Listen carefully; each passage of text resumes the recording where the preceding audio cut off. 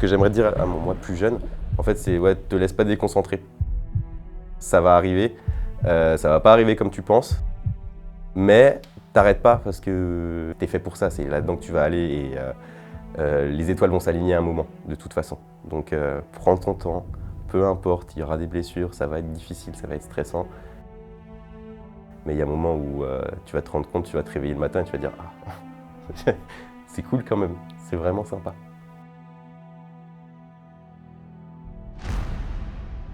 À la base, je pensais que je le faisais aussi pour montrer aux autres « Regardez, coucou, j'existe ».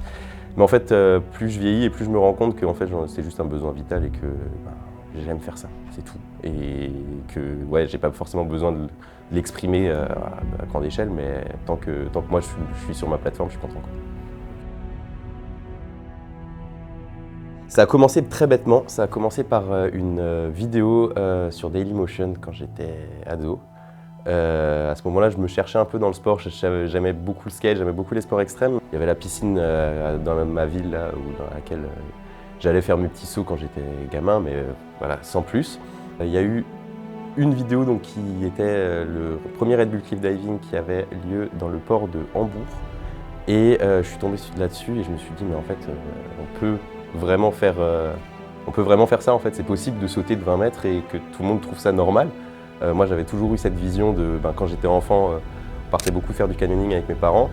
Et il y avait toujours le taré de l'équipe, un de nos meilleurs amis, qui sautait de très haut, qui avait fait le fameux saut du pont du gorge du Verdon. Et tout le monde, c'était pour lui le record de l'équipe, c'était génial.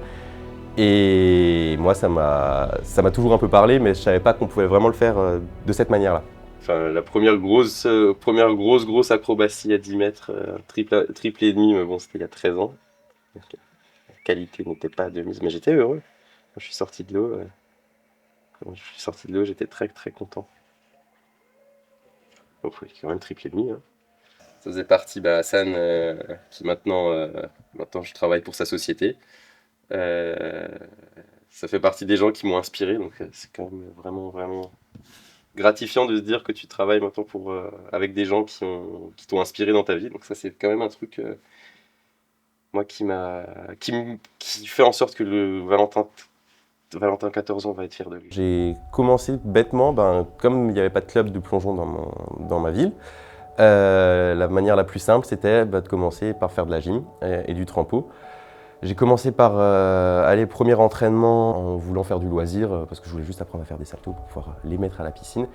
Et il se trouve qu'à ce moment-là, j'ai été repéré par un coach qui m'a assez rapidement monté, en 2 ans, je suis arrivé en équipe de France de Team Gym, donc qui est une catégorie particulière de la gymnastique, qui est mini trampoline, tumbling et chorégraphie. Ça, j'en ai fait pendant une dizaine d'années à peu près en compétition à haut niveau. 9 championnats de France et 4 championnats d'Europe parce qu'il y a eu une blessure. Donc j'ai pas pu faire le 5e, mais ça a commencé par la gymnastique. Mais j'avais toujours ce truc de l'été, absolument aller plonger, absolument aller me chercher des spots. Voilà. Aujourd'hui, malgré tout, j'ai 33 ans et je m'éclate absolument dans mon métier. C'est-à-dire qu'aujourd'hui, je fais du spectacle de plongeon. L'année dernière, j'étais sur Europa Park, par exemple. Et en fait, là, je suis très content et aussi fier de moi dans le sens où je me dis toutes ces années de gym, toutes ces années de travail, elles servent à quelque chose.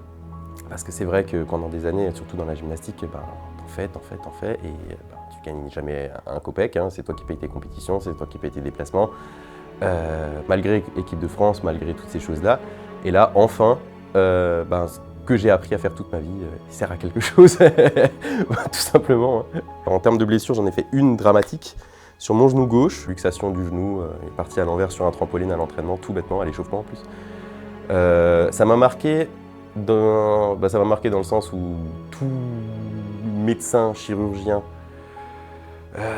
avis, famille, enfin tout ça, tout le monde me disait tu vas pas réussir à refaire quoi que ce soit, c'est même pas la peine. Ton genou il est dans un état tellement catastrophique que si tu arrives à remarcher c'est bien.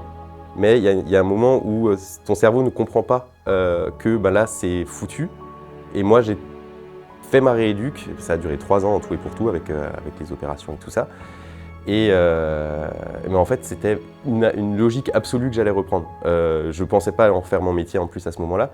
Et tout le monde m'a dit derrière, ah ouais, mais t'as eu un mental d'acier derrière tes rééducations. En fait, pas spécialement, c'était simplement logique pour moi que je voulais refaire de l'acrobatie, peu importe le niveau, juste d'en refaire. Et en fait, ça a été un moteur qui m'a permis de me dire, ben voilà, maintenant, effectivement, il faut que je fasse attention à ce genou gauche. Mais j'ai appris à vivre avec. Et ouais, ça fait mal certains jours de pluie, mais c'est la seule chose qui me rappelle que j'ai eu cette grosse blessure, quoi, au final.